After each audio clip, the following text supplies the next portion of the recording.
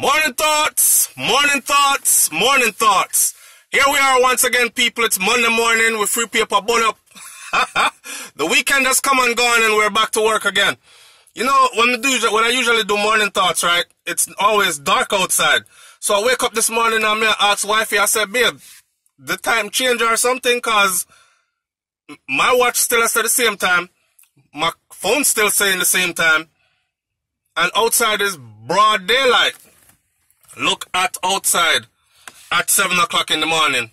Anyway, people, give me a heads up if the time change. I'm sure I'll find out once I go inside this building. And I hope we went back and not forward. That means I would be an hour earlier to work and I would get off an hour earlier on these things. I have nothing else to say this morning other than I lie. I have a whole lot of things to say. I'm just jumbled up in my mind because I just got some news. Different kinds of news. But anyway, watch me. I want you to go out there and have a productive day. Alright? Have a productive, progressive day. I haven't had my coffee yet. I have my coffee here. I haven't had it yet. But I will in a minute and then I will start to come alive. I'm very sleepy. I'm very tired. I've been burning the candles on both ends. What can I say? We're out here. I try to get it, right? Trying to make life better for us and our loved ones. Now, couple of news out there. One in particular I want to talk about as a warning sign to my Jamaicans overseas. Traveling through these lands, these people place. Listen, this is an old story. It's probably about 3 weeks old, I believe. But there was a Jamaican youth that's 46 years old, right? That was caught in Mississippi, pulled over, traffic stop, regular traffic stop. And I think he got found with 2.8 something, a little under 3 pounds of weed, ganja, herb, marijuana. And he got 8 years in prison for it. 8 years. Now, he's a Rastafarian. He's saying that this is his medicine. This is his food for thought. This is his sacrament, right? What I want my brother them to understand is this. Don't do that. And the thing about it is what they charged him with, why he got 8 years, they charged him with sales and distribution or attempt to distribute. Because they're saying that almost 3 pounds of weed, that's not personal use. That's you're going to make a sale, a delivery, something. So them charge him with that. Them get him on 8 years. 8 years, you know, that now, to be honest with you, 8 years for some ganja, that's a long time. That's a long time. And I don't think the punishment fit the crime there. But let's be honest. In these people place, we don't write the laws. Okay? We know the laws and we follow the laws. End of story. We can always talk about how they are the biggest drug dealers. Them have big plane where fly in tons of cocaine and drop it off and destabilize people country and all this other stuff. We know the ins and the outs of it. We can mention the 3-letter organization them all day. I don't know which one may attack. But that means nothing in your case. You must follow the law. If the law says you are only allowed to have 2 ounces or an ounce, make sure, say, if you're a herbsman, you have an ounce. Now, he was on his way from somewhere where the herb was legal. And here's another entrapment that you might not know about, that you need to know about. In the U.S., they have, say, one state over here, it could be perfectly legal. You have the smoke shops and everything. You have your marijuana card. You're legal. And you cross over into another state and suddenly you're holding contraband. You're holding something that you can go to prison for. So be very, very careful out here. Be very careful out here. People say, so flow. You bought an herb? And me not answer them question then, it might be entrapment. What I will say though is this. Be very careful. Learn the laws of the country in which you're in. This brother gonna get 8 years now for some herb. He was actually on his way to an event. He's a musician. And he was gonna go play at a huge event that happens annually with a huge band that is very popular. He himself is well known on the circuit because of his talent when it comes to his instruments that he plays. So, I don't like say it's just a waste man we out there try sell herb and these kind of things. The man say him gonna be here for about a week, so I want to make sure say him carry down enough so him not run out of time medicine. It's just like pharmaceuticals, but you get your prescription.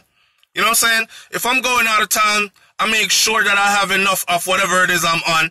I'm sure whoever depend high blood pressure medication or whoever depend headache medication or whoever depend whatever you're on, I'm sure if you're going out of town for a week or two, you're going to make sure that you have enough to last you that week or two. You're not going to go and be out of town away from home a week, 2 weeks without your proper medication. Not true? So that the man did I do. The only thing is he did not find out that before he traveled that the law in the other states he'll be traveling through is different from the state in which he bought the marijuana from. And it was traced back to that he actually has a card, legal card, which legalizes him to have his marijuana on him, but that's only in the state in which he resides. So, warning, warning, warning to all my people out there, please, make sure you know the laws, because the laws them even differ by state when you're traveling through these lands. Them people here, they have no qualms in locking we up and dashing away the key, because they get a whole bunch of money per year to hold us in confinement, to hold us in prison cells, and they want to keep you there. Worse you're of this shade, or worse this hair texture, or worse you're an immigrant, or worse you understand? So, don't do it. Don't do it. Make sure you know what you're doing. Monday morning, I'm back to work again. See it there? Alright. Another one more I want to talk about now. I'm feeling it from my brother. Another one is a businessman, a Grenada there. The brother in Grenada and have an argument with a young youth over jerk chicken. He's running a mobile business, right? In jerk chicken place. The youth come and say him want that portion of jerk chicken there. The man tell him says $10 for it. The youth say $5 me have. The man says $10 for it. The youth cuss him out, left. The youth come back later with a group of other youth, fling beer big stone upon the man business. The man must have come out and argue with them. Him stab the man. The man goes to hospital. The man dies. Headline says Jamaican stabbed and killed in Grenada over jerk chicken. Be careful out there, people. You understand? Be careful out there. People are going to say, could I get the youth the chicken and whatever? It's principles behind that. You can't come. We don't go to white people business and argue down their price. Well, this is one of the things that bugs the hell out of me. You know what I'm saying? It bugs the hell out of me. When we go to black people business, a lot of us always try to, and I know for a fact because I sat in my mom's restaurant for a long time and watched our people do it. And when the white people them came in, they don't want to be your friend. They don't know you like that. Them tell you what them want, you tell them the price, they pay the price and they leave. And it's the same thing that black people do when they go to white people business. The white man tell you his price, or his price is on the product, you pick it up, you take it to the counter, you pay a plus tax, and you left. Right? When we go to black people business now, here we. Give me 2 patty now. Yes, sir. 2 patty, $1.75 each. $1.75, God no. $1.75 for 1 patty. Nah, man, patty price gone up. You know, say over Miss Juliet there, $1.25 she sell them for, you know, so now I make an extra 50 cents over here, so, you know. On a wicked man. Like, that kind of stuff. Why do we do that to our own people?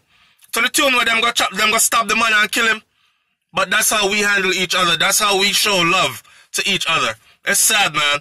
It's sad. And the last one I want to talk about now is this epidemic in Jamaica with, because I can't do these stories fast enough. Yeah, I was going to do a story about the little youth that got killed in the domestic violence stuff. I think him got burnt up in the house. Him never escaped. This man chop up the family member them, set the house on fire. The woman and her children run out, but her 14-year-old didn't make it out the house and burn up in the house. That was one. I said I'm going to do a video on that. Before I could do a video on that, our next video come that says 8-year-old chopped to death by stepfather. Now, I said to myself, say, rotted. No, man. This will get out of control now. What to these men? Why are y'all killing off the women, first of all? And then not only the women, nowadays, they want to hurt the extended family and everybody in between. So they want to make sure. So they chop up the woman, them chop up the picnic, them, like, what is going on?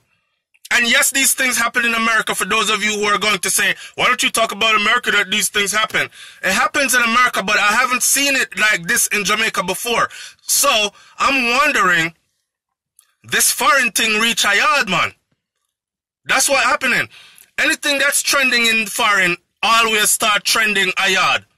We follow everything where foreigners do, even the worst part of them. That's what I'm talking about. And that right there is something we would like to see us put down and stop it. Okay? I'm not blaming anybody else. I'm just saying, we are taking it up on our head to do this. We need some kind of resolution, some kind of way if it come to some kind of problem-solving skills other than violence. I've noticed that with my people. They're extremely violent. Even on SoFlo TV, just a simple comment. It's like you're not entitled to your own opinion. Before, you're talking about cut on their mother. You're like, I did a video with my opinion and run to joking at it. I didn't put the video up for anybody to tell me about up under my mother and all this, but I go further than that. I'm trying to think like, what is it inside of an individual that makes you snap and be that violent that fast? See, I did 10 years in the army, in the infantry, and I know about violence. I know about sudden violence. I know about explosive violence, right? Because you need that on the combat field. If we're going to go hit a house, do a raid, you need sudden and explosive violence. I know that, and I'm trained to turn it on and off. You don't see me walking around in civilian world, though, turning it on people. So these people now, I don't know, maybe because they were never trained to turn it on and off, and they think that this is the normal way to be, that the first little argument you have, stab up, shut up. Like, I can't get it. But anyway, people, we'll talk more with that later. Later on today, we're going live, right? So tune in to Brain's channel where we go live. It's going to be a nice show today, and I have nothing for doing, no crime and nothing. It has to do with our 30-day couple challenge. If you missed the last one, you missed something good. Tune into this one today, and it should